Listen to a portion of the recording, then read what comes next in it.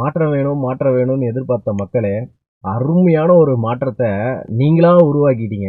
நீங்களா உருவாக்கிட்டீங்கன்றதை விட உங்க தலையில நீங்களே மண்ணை வாரி போட்டுக்கிட்டீங்களோன்னு தோணுது.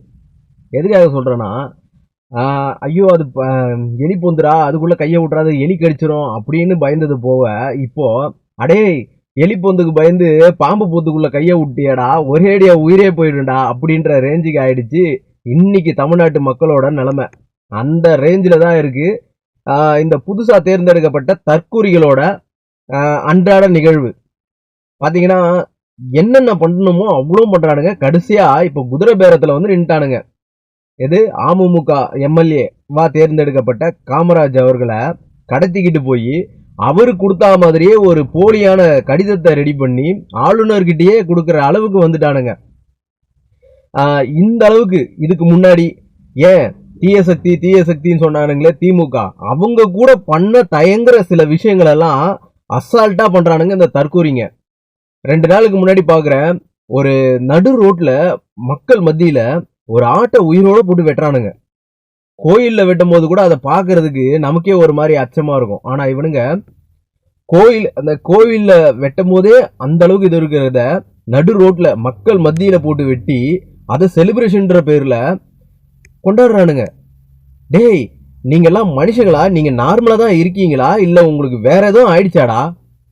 ஜாம்பி மாதிரி அவனுங்களா ஏதோ ஒன்று பண்றானுங்க. நேத்திக்கு ஒருத்தனை பார்த்தா என் உடம்புல வந்து விஜய் இறங்கிட்டாரு, விஜய் ஆட்சி அமைக்கணும் அப்படின்னு அவனா கத்துறான் ஒருத்தன். இவனுங்க சிலர், நான் வந்து ஓட்டு போட்ட எல்லா மக்களையும் தப்பானதுன்னு சொல்ல, உங்களுக்குன்னு ஒரு எதிர்பார்ப்பு இருக்கலாம். நீங்க உங்களோட ஆசைக்காக உங்களோட தலைவன் எப்படி இருக்கணும்ன்றதுக்காக உங்களுக்கு என்ன நடக்கணும்ன்றத எதிர்பார்த்து ஓட்டு போட்டிருக்கலாம். நான் தப்புன்னு சொல்லல. ஆனா சிலர் இந்த விஜயை ஃபாலோ பண்ற சிலர் பாத்தீங்கன்னா இவனுங்க ஒரு எக்ஸ்ட்ரீம் ரேஞ்சுக்கு போயிட்டானுங்க. இவங்களுக்குலாம் கண்டிப்பா ஒரு மனநல மருத்துவர்கிட்ட ஆலோசனை எடுத்துக்கிறது நல்லது.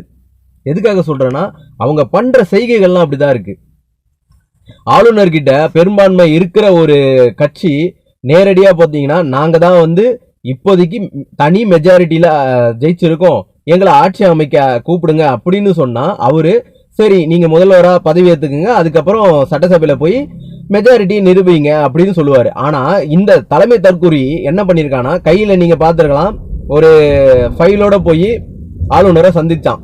அந்த சமயத்துல ஒரு ஃபைல் ஒன்று கொடுத்தாரு. அந்த ஃபைல் பாத்தீங்கன்னா என்னன்னா, நானும் காங்கிரஸ்ல இருக்கிறவங்களும் சேர்ந்து கூட்டணி ஆட்சி அமைக்க போறோம், இதோ பாருங்க அப்படின்ன உடனே அதுல வெறும் 113 தான் இருந்திருக்கு.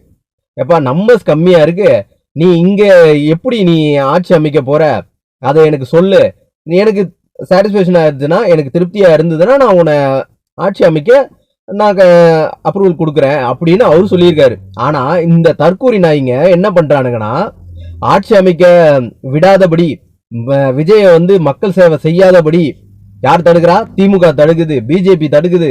இதெல்லாம் நியாயமா அநியாயமான சென்டிமெண்ட் சீனை கிரியேட் பண்ண ஆரம்பிச்சிட்டானுங்க. உங்க தலைமை தற்கூரி பண்ண தப்புக்கு இவனுங்க என்னன்னா சென்டிமெண்ட் டிராமா ஆரம்பிச்சிட்டாங்க. இப்ப என்ன ஆகும்னா, திமுக பாத்தீங்களா ஆட்சி அமைக்க விடாம தடுக்குது பாத்தீங்களா, அதிமுக பாத்தீங்களா இந்த மாதிரி எல்லாம் வேலை பார்க்குது, பிஜேபி இப்படிலாம் பண்ணலாமா, நியாயமா, அதனாலதான் நாங்க வேணான்றோம் அப்படின்றது. பண்ண தப்பு நீ, சரியா? ஒரு போலீஸ் ஸ்டேஷனோ இல்ல ஒரு கோர்ட்டுக்கோ ஒரு அரசாங்க அலுவலகத்துக்கோ போனா இப்படிதான் செயல்படணும், இந்த மாதிரி தான் இருக்கணும் அப்படின்னு ஒரு வரமுறை இருக்கு. அந்த வரமுறையை கூட முழுசா தெரிஞ்சுக்க தெரியாத தற்கூரின்றது காரணமே அதான்.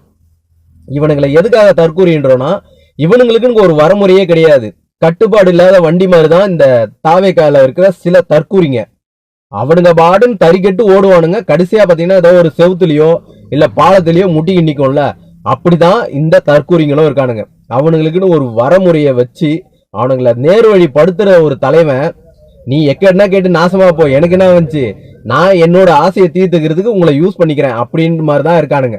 இப்படி இருக்கிற ஒரு கட்சியும் ஒரு தலைவனும் எப்படி நாட்டை, கிட்டத்தட்ட 8 கோடி பேர் வாழற இந்த நாட்டை எப்படி நல்வழிப்படுத்த போறானுங்க, எப்படி இவனுங்க நாட்டுக்கு நல்லது பண்ண போறானுங்க, எப்படிதான் நம்பி இவனுங்களுக்கு ஓட்டு போட்டீங்க? உங்க வீட்டு சின்ன குழந்தைங்க சொல்லுது, பாட்டி சொல்லிட்டாங்க, தாத்தா சொல்லிட்டாங்க, நல்லா நடிக்கிறான் அப்படின்றதுக்காக ஓட்டு போட்டீங்களே. டேய், உங்களுக்குன்னு சொந்த புத்தியே கிடையாதாடா? எலி பொந்துக்குள்ள கைய விடுறதுக்கு பயந்துட்டு கடைசியா பாம்பு பூத்துக்குள்ள கைய விட்டீங்களாடா? உங்களை ஆண்டவன் தான்டா காப்பாத்தணும். அதுக்காக நான் திமுக அதிமுக சப்போர்ட் பண்றேன், அவங்களோட கைகூலி 200 ரூபாய் ஊபிஸ்னு என் கொட்டையை கடிக்க வருவானுங்க இந்த தாவேக்கால இருக்க தற்கூரி நாய். எப்பா நான் கொட்டைன்னு சொன்னது கையில இருக்கிற இந்த முந்திரி கொட்டைய, நீங்க ஏதோ வேற ஏதோ கொட்டைன்னு நினைச்சு தப்பா புரிஞ்சுக்காதீங்க. அவனுக்கு ஒன்னே ஒன்று தான் சொல்றேன்டா, திமுக அதிமுகவை நான் சப்போர்ட் பண்ணவும் இல்ல, அதே மாதிரி இந்த விஜய்ன்ற தலைமை தற்கூரிய கண்மூடித்தனமா நான் ஆதரிக்கவும் இல்லை. எவன் நல்லது பண்ணாலும் அதுக்கு நான் ஆதரவா குரல் கொடுப்பேன், எவன் தப்பு பண்ணாலும் அதை எதிர்த்து கேள்வியும் கேட்பேன் ஜனநாயக முறைப்படி. அதுக்கு பதில் சொல்ல தெரியாத தற்கூரி நாய்ங்க தேவையில்லாத கமெண்ட போடுறீங்க, அதுக்காக பயந்து ஓடவும் மாட்டோம்டா. ஓடுற அளவுக்கு உங்களை மாதிரி தற்கூரி இல்லடா கேப்டனோட வளர்ப்பு. என்னைக்கும் ஜனநாயக முறைப்படி கேள்வி கேட்போம், அதே மாதிரி நல்லது பண்றவங்களுக்கு ஆதரவும் கொடுப்போம். அதுதான்டா நாங்க. படிச்சவன்லாம் அறிவாளியும் இல்ல, படிக்காதவன்லாம் முட்டாளும் இல்ல. அதை உங்களை பார்த்து இனி தமிழ்நாடும் நாடும் தெரிஞ்சுக்கும்.